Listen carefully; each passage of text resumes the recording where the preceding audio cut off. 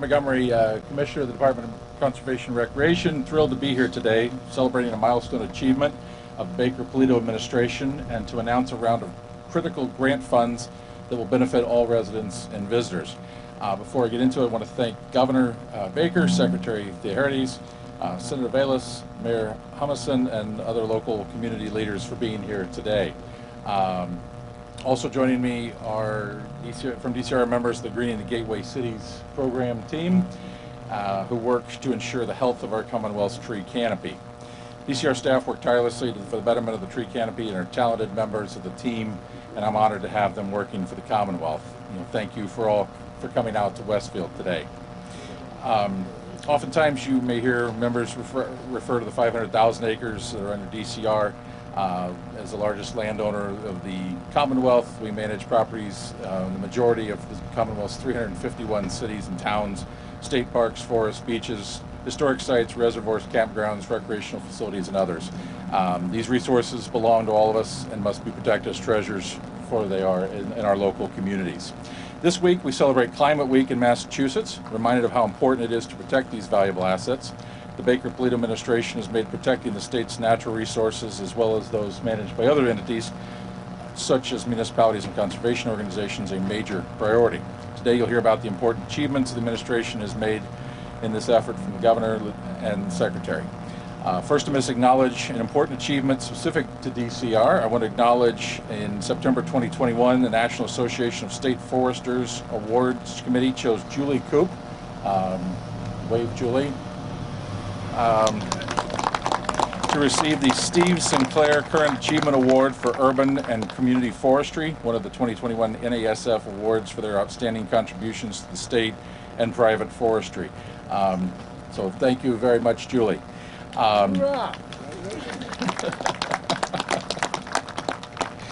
Also want to recognize grantees who've joined us today. Starting with our host, the City of Westfield, which is being awarded $20,000 to support the planting of trees in the public locations. And thank you to City Engineer Mark Crisati.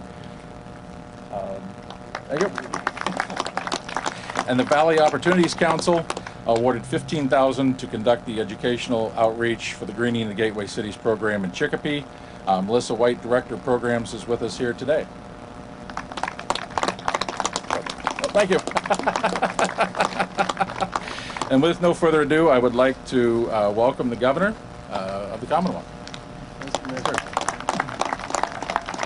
Thank you, Commissioner, and it's a pleasure to be here today to celebrate a particularly wonderful milestone, which is the planting of the 30,000th tree as part of our Greening Gateway Cities program here in the Commonwealth. And this program, there are, by the way, I know there's a big competition going on between Ward 2 and Ward 3, which we encourage.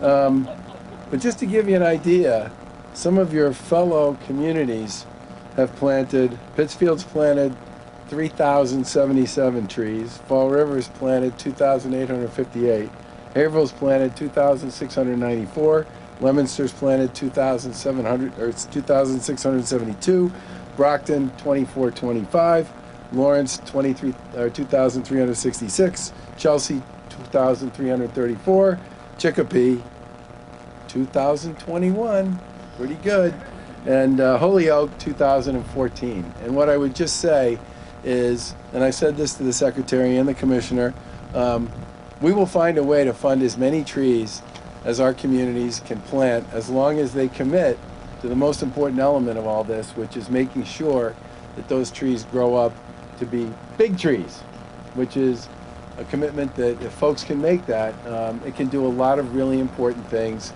for urban areas. Talking about dramatically helps us on stormwater runoff, because the roots in those trees and the trees' ability to support the ground makes a big difference with respect to storm runoff.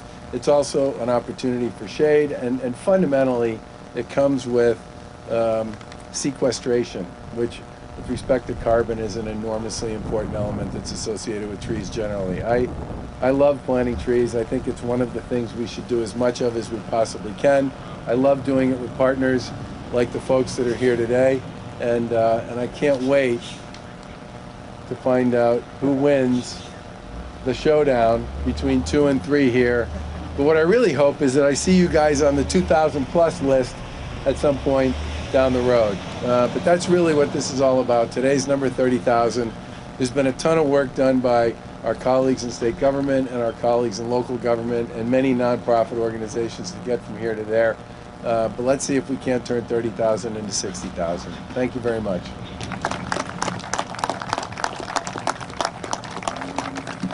Thank you, Governor.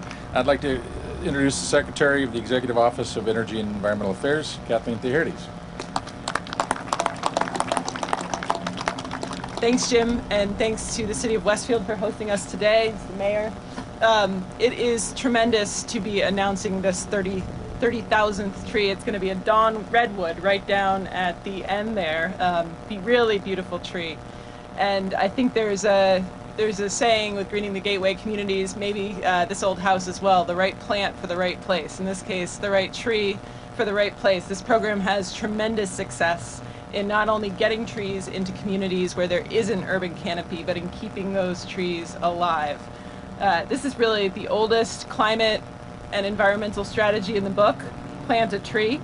It's simple, but the power of a tree and the power of trees in an urban canopy together is much greater than the sum of its parts. So we see in housing next to trees a 30% reduction in home energy use, a 20% increase in home property value, significant better livability of the community. And this program in particular employs local workers in planting these trees. So another great opportunity for youth and others who want to get involved in improving their city, involved in the environment, and involved in supporting our climate goals. This week is Climate Week in Massachusetts. We are winding down. We have a couple of great events tomorrow as well, but we've been talking about the opportunity to reduce our carbon emissions and build resiliency across the state and really build better communities while we're doing it. And I think this program really highlights that. We're looking to do a lot more, and that's a great opportunity with the governor's ARPA proposal, which would spend federal recovery dollars on green improvements for the Commonwealth, including more trees. So something we're looking forward to doing a lot more work on in the future. So how much money is in that proposal? $900 million for the environment, which thank you. I think really sets us apart in terms of what states are looking at in their proposals. We depended so much on these green resources, even things as small as a tree outside your window throughout the pandemic. We really want to invest in those resources going forward to deal with climate resiliency, to bring clean water resources into the state, and to expand our park systems. And so a lot more to come on that, but I just wanted to thank this group for the partnership and the hard work to get us to this 30,000th milestone. Thank you. Thank you, Secretary. And I'd like to introduce and invite up our legislative host, Senator John Bayless. Thank you so much, everybody, and Mr. Commissioner, Madam Secretary, Mr. Governor, members of the council, most importantly, everybody here. This is just a great thing. The Secretary said something really, I think, important here. And she said almost the symbolism of planting a tree. And I have to agree with that. There is something very symbolic about that. I remember back in 2012 and 13, the planting of some trees in Afghanistan, of all places, and how that was symbolism and how it was signifying a way forward. And I just think that's really cool and really spot on. We can't thank you enough for the grant. We can't thank you enough for being here. I say it all the time. The Baker-Polito administration shows up in Western Massachusetts far more than any administration that I'm aware of.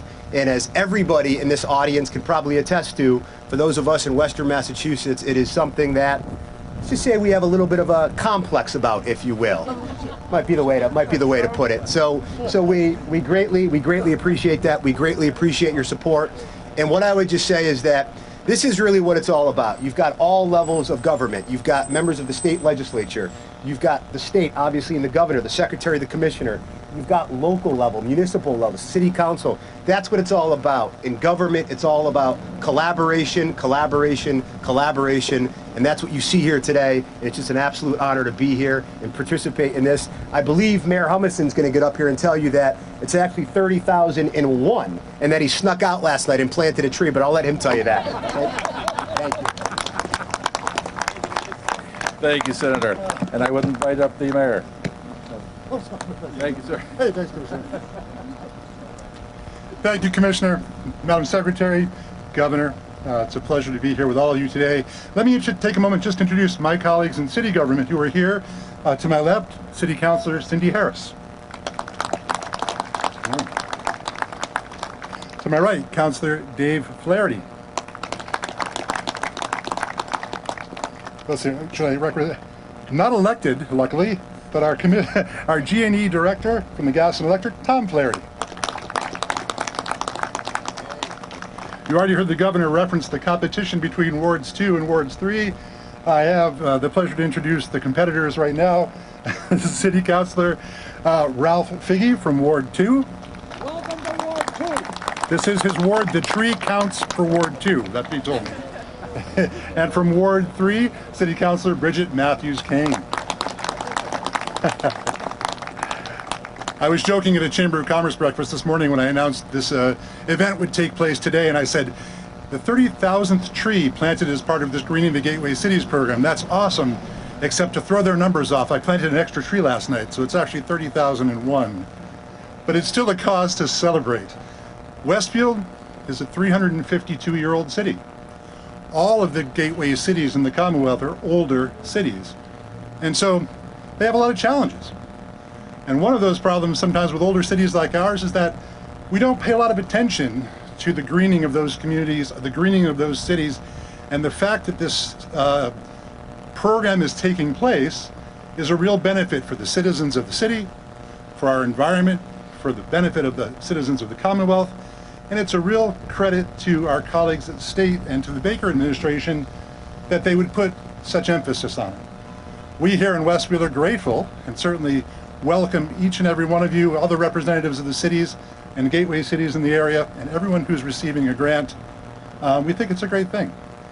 It's nice to see, and the fact that it will benefit not just us, but our children and our children's children is a wonderful benefit. So congratulations each and every one of you. Thank you for joining us for this celebration.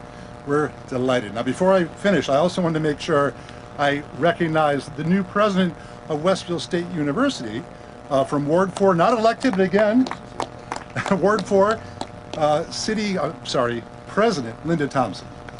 Sorry, Madam President. All of you are special for being here today, and thank you for celebrating with us. Governor, again, we really appreciate it. Have a great afternoon.